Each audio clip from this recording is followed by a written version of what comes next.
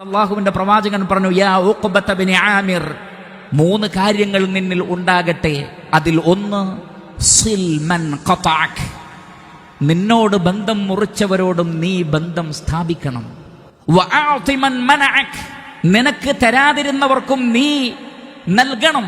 നിനക്ക് തടഞ്ഞു വെച്ചവർക്കും നീ അങ്ങോട്ട് കൊടുക്കണം. ഇങ്ങോട്ട് തന്നില്ല എന്നതുകൊണ്ട് അങ്ങോട്ട് കൊടുക്കാതിരിക്കരുത്.